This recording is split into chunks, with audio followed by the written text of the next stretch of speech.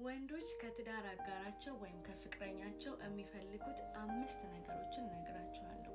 እነዚህ 5 ነገሮችን እንተገብር ከሆነ ለኛ ያላቸው ፍቅር እንዳይቀንስ ይረዳል ማለት ነው። አንደኛው ነገር ሴት እንድንሆንላቸው ይፈልጋሉ። ሴት እንድንሆን ማለት የጾታ ሳይሆን የተግባር ወይም የባህሪ ሴት መሆን ማለት ነው።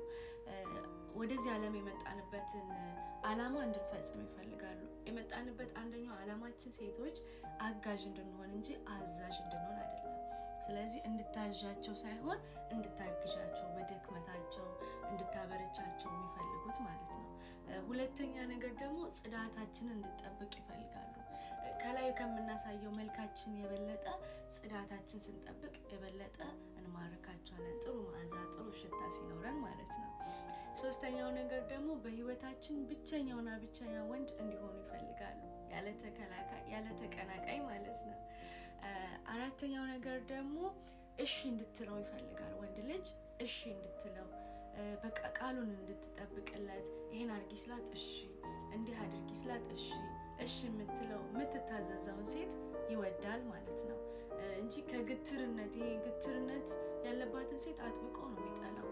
ወይም ነገረኛ፣ ኃይለኛ የሆነችን ሴት ይሸሻል፣ አጥብቆ ነው የሚፈራት ማለት ነው።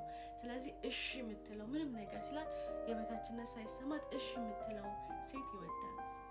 አምስተኛውና ዋነኛው ነገር ደግሞ የምታከብረው ሴት፣ ከማንም ሰው በላይ የምታከብረውን ሴት በጣም ነው የሚወዳት። አክብራው የምታስከብረው ለሌላም ሰው ያችን ሴት አጥብቆ ይወዳታል።